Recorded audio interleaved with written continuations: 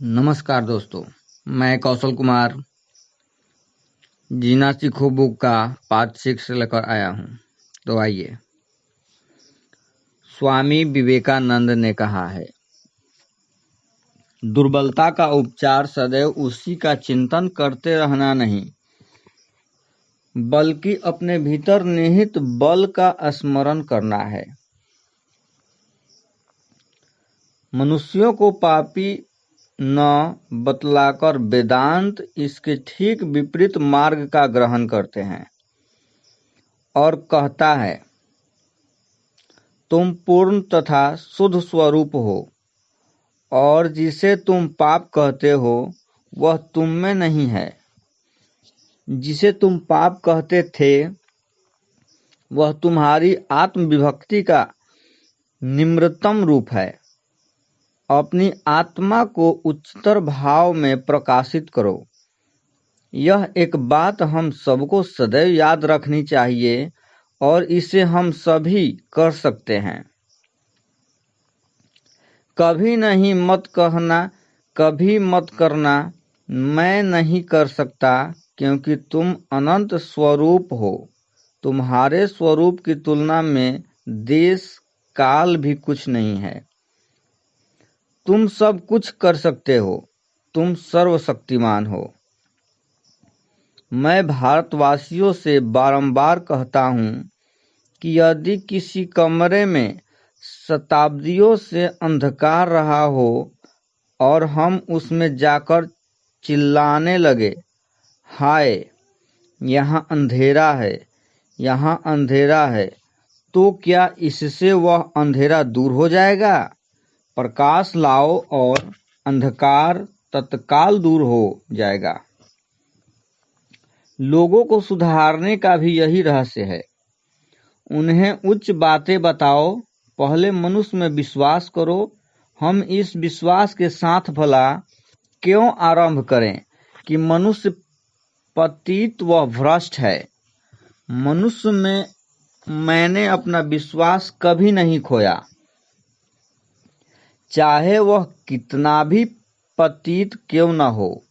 जहाँ कहीं भी मैंने मनुष्य पर विश्वास किया, यद्यपि आरंभ में उसका फल इतना उत्साहजनक नहीं भी रहा हो, पर अंत में उसी की विजय हुई। कोई मनुष्य चाहे तुम्हें बड़ा विद्वान लगे या परम अज्ञानी, उस पर विश्वास करो।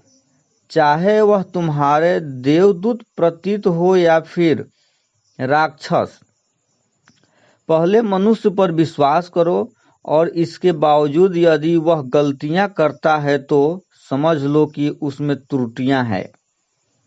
यदि वह अति अशुद्ध व अति व्यर्थ सिद्धांतों को अपनाए तो जानो कि ऐसा वह अपने वास्तविक स्वरूप के कारण ही वरन उच्च उद्देश्यों के अभाव में करता है। यदि कोई असत्य की ओर बढ़ता है तो सत्य को पाने की उसकी अक्षमता की इसकी कारण है।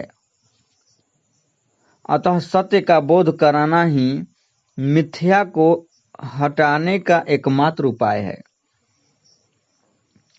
ऐसा करके उसे तुलना करने दो, तुम उसे सत्य दे दो और तुम्हारा कार्य हो गया। वह स्वयं ही अपने मन की धारणा के साथ उसकी तुलना करे और मेरी बातों पर ध्यान दो। यदि तुमने सचमुच ही उसे सत्य दिया है तो मिथ्या अवश्य जाएगा। प्रकाश से अंधकार का नाश होगा और सत्य भलाई को बाहर ला देगा। मूढ़मति से बुद्धिमान बनना। हमारे मिशन के छात्रावास के एक छात्र के पूर्व स्वरूपन के विषय में मुझे मेरे एक सन्यासी भाई ने बताया था। एक बार मैं छात्रावास के कुछ छात्रों को बता रहा था कि मेरे देश के कितने बच्चे इतने भाग्यशाली हैं जिन्हें अच्छी शिक्षा मिल पाती है। अधिकांश माता पिता पढ़े लिखे नहीं हैं, सुदूर गांवों में साधन भी नहीं है। प्रतिदिन पाठशाला जाना भी कठिन है। पाठशाला में धनभाव के कारण एक या दो ही शिक्षक सैकड़ों बच्चों को पढ़ाते हैं। 4 या 5 वर्ष ऐसे पढ़ने के बाद ये छात्र जब बड़े नगरों के छात्रों से अपनी तुलना करते हैं तो उनमें ही भावना आ जाती है। वे भय तथा घबराहट का अनुभव करते हैं। परंतु तुम लोग कितने भाग्यवान हो, तुम्हारे सामने कितने असुअवसर है। एक उत्तम पुस्तकालय है, उच्च श्रेणी के छात्रों से मार्गदर्शन मिलता है। हम लोग तुम्हारे अध्ययन के सभी अवरोधों से तुम्हें मुक्त करते हैं।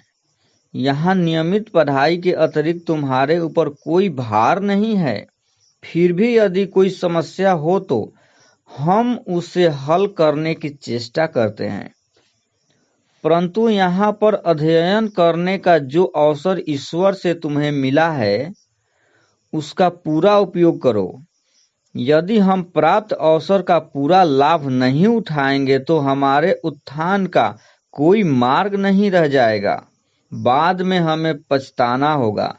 मैं ऐसी ही समझा रहा था और छात्रगण चुपचाप सुन रहे थे। रात को लगभग 9 बजे 7वीं कक्षा का एक छात्र निरंजन मेरे कमरे में आकर बोला, स्वामी जी, मैं कुछ कहना चाहूँगा। मैंने कहा, कहो, क्या आप मुझे अकेले को गणित पढ़ाएंगे? ठीक है, मैं आधा घंटा प्रतिदिन इसके लिए दूंगा। रात को भोजन के बाद मेरे पास आना। मुझे पता था कि वह एक आलसी तथा मंद बुद्धि का लड़का है। वह कभी परिश्रम नहीं करता था और परीक्षा में नकल भी मारता था। वह यथा समय मेरे पास पुस्तक लेकर आया। गणित में उसका ज्ञान 3री कक्षा का था। मुझे विश्वास नहीं था कि मैं उसे परीक्षा में पास होने लायक पढ़ा सकूंगा। तो भी तुम निकम्मे हो, पढ़ नहीं सकते। तुम्हारे सिर में भूसा भरा है। यदि कहकर किसी का अपमान करना है, मैं अनैतिक समझता था। बुद्धिमान कहे जाने वाले छात्रों की घृष्टता को भी मैं जानता था। मेरे मतानुसार बुद्धि के साथ सरलता, नम्रता तथा विनय के योग से ही सच्चा चरित्र बनता है। उस बालक को बारंबार निकम्मा कहकर उसके मन को जो क्षति पहुंचती है, उसे मैं दूर करना चाहता था। मैं उसे एक मौका देना चाहता था और मैंने कठिनाई की चिंता नहीं की। मैंने उसे 3.5 महीने तक प्रतिदिन रात में पढ़ाया। पहले मैंने उसे 200 सवाल प्रश्न हल करने को दिया। मैं उसका आत्मविश्वास तथा रुचि बढ़ाना चाहता था। बाद में 40 प्रश्न क्रमशः जटिल थे। पहले दिन उसने 20 प्रश्नों को ठीक से हल किया। मैंने कहा, शाबाश, तुम तो गणित सीख जाओगे। मैं चाहता था कि वह 200 प्रश्न ठीक ठीक कर ले। ईश्वर की कृपा से ऐसा ही हुआ। जब सभी 200 प्रश्न उसने बिना त्रुटि के कर लिए, तब मैंने कहा, कौन कहता है कि तुम गणित के प्रश्न हल नहीं कर सकते? देखो, तुमने एक भी गलती नहीं की। इस बार तुम परीक्षा में 60% अंक प्राप्त करोगे। आत्मविश्वास व उत्साह से उसका चेहरा एकदम लाल हो गया। वह प्रतिदिन सायं 8:30 बजे से 10 बजे तक गणित के प्रश्न हल करने में लगा। कभी कभी वह उसमें खो जाता था। 4 मास बाद होने वाली परीक्षा में उसे 60% अंक मिली। नकल से नहीं, बल्कि अकल से। उस समय उसे जो संतुष्टि तथा सुख मिला वह अवर्णनीय था।